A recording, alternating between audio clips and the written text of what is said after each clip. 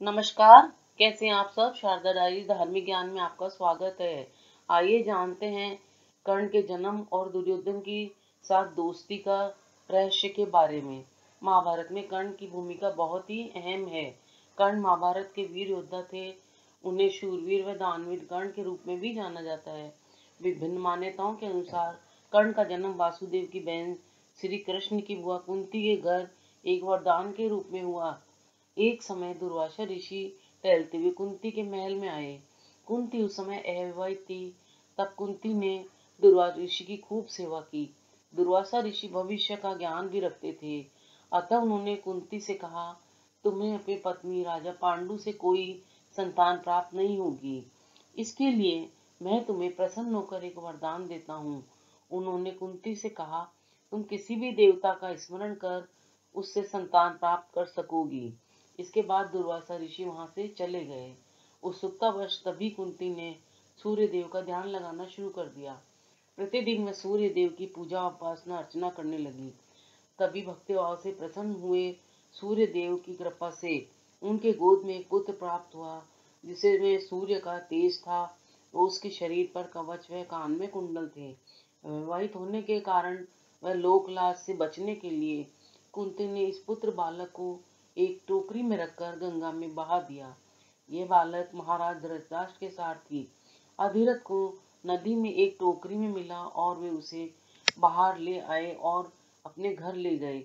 वह उन्हें उसे पाल पोस कर बड़ा किया। उन्होंने इसका नाम उन्होंने वासुसेन रखा। कानों में कुंडल और कर्ण होने के कारण इन्हें कर्ण नाम से भी जाना जाता है। एक दिन अधिरथ कर्ण को गुरु द्रोणाचार्य के पास लेकर गए तो गुरु द्रोणाचार्य ने कर्ण को शिक्षा देने से मना कर दिया, क्योंकि वे सिर्फ क्षत्रियों को ही शिक्षा देते थे, जबकि कर्ण तो सूरपुत्र थे। उसके बाद युद्ध कला सिखाने के लिए वे परशुराम जी से मिले, जो केवल ब्राह्मणों को ही शिक्षा देते थे। यह जानकर कर्ण ने स्वयं को एक ब्राह्मण बताया और शिक्षा प्राप्त की, जिससे वे युद्ध कला व धनुर्विद्या में निपुण हो गए। कर्ण ने 2 विवाह किए थे, एक पत्नी रुशाली व दूसरी पत्नी सुप्रिया। उसके कुल 9 पुत्र थे, जिनमें से महाभारत युद्ध के पश्चात वृषकेतु एकमात्र पुत्र जीवित रहा। क्या था दुर्योधन के साथ मित्रता का रहस्य।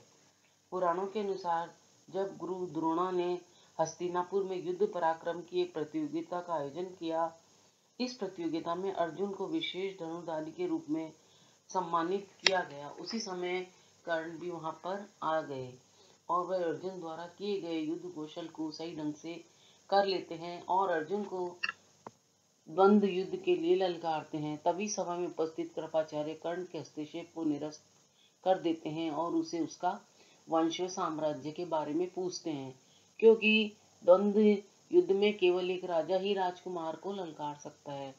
उसी समय में कौरवों ने दुर्योधन ने जाना एक कर्ण ही ऐसा योद्धा है जो अर्जुन को मात दे सकता है। इसलिए दुर्योधन कर्ण को अंग देश का राजा बनाकर उसे द्वंद्व युद्ध के लिए योग्य बनाने की सोची और उसे अंगराज घोषित कर दिया गया। उसके बाद कर्ण ने दुर्योधन से पूछा, तुम्हें इसके बदले क्या चाहिए। इस पर दुर्योधन ने जवाब दिया, मुझे हमेशा तुम्हारी दोस्ती चाहिए। इसी वजह से दोनों की एक दूसरे से घनिष्ठ दोस्ती हो गई और वह पूर्ण जीवन भर घनिष्ठ मित्र बने रहे। अगर आपको मेरी जानकारी अच्छी लगी हो तो कृपया लाइक शेयर सब्सक्राइब करना ना भूलें। साथ में बेल आइकन को दबाना भी ना भूलें। वीडियो देखने के लिए धन्यवाद।